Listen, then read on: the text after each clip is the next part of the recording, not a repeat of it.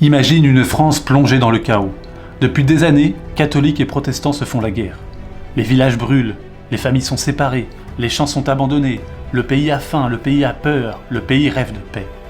On appelle cette période terrible les guerres de religion. Elles durent plus de 30 ans.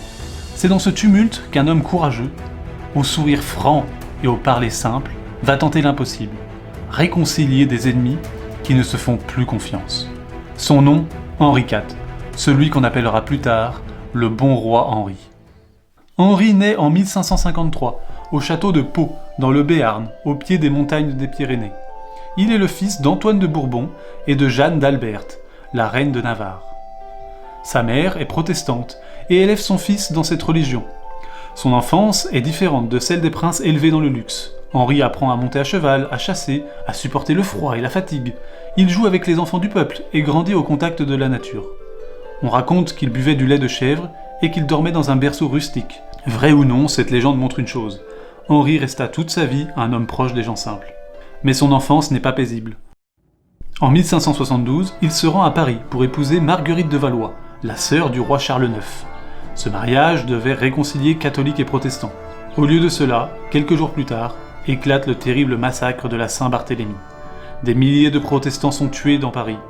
Henri échappe à la mort, mais il est forcé de se convertir au catholicisme et reste prisonnier à la cour pendant plusieurs années. Il apprend alors à être patient, prudent et stratège.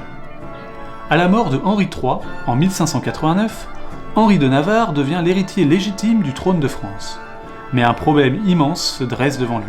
Il est protestant, et la majorité du royaume est catholique. Beaucoup refusent de le reconnaître comme roi. Ligue catholique, dirigée par de puissants nobles, s'oppose à lui. Henri doit se battre pour son trône. Il remporte plusieurs victoires importantes, comme la bataille d'Arques en 1589 et la bataille d'Ivry en 1590, où il aurait déclaré à ses soldats « Ralliez-vous à mon panache blanc ». Son panache blanc sur son casque devint un symbole de courage. Mais Paris lui résiste encore. Henri comprend alors qu'il ne pourra pas gouverner sans unir son peuple. Et en 1593, il prend une décision historique. Il se convertit au catholicisme. On lui attribue alors cette phrase célèbre « Paris vaut bien une messe ». Ce n'est pas un abandon de ses convictions, mais un choix politique pour ramener la paix. En 1594, il est enfin sacré roi à Chartres, sous le nom de Henri IV. Une fois reconnu, Henri IV ne cherche pas la vengeance. Il veut reconstruire. En 1598, il signe un texte très important, l'Édit de Nantes. Ce document accorde aux protestants la liberté de pratiquer leur religion dans certaines villes et leur donner des droits civils. Pour l'époque, c'était une décision audacieuse. Henri choisit la tolérance plutôt que la division. Mais il ne s'arrête pas là. Avec son fidèle ministre Sully, il remet de l'ordre dans les finances du royaume.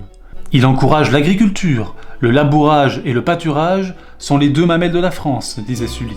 La remise en culture des terres abandonnées, la réparation des routes et des ponts, le commerce et les échanges.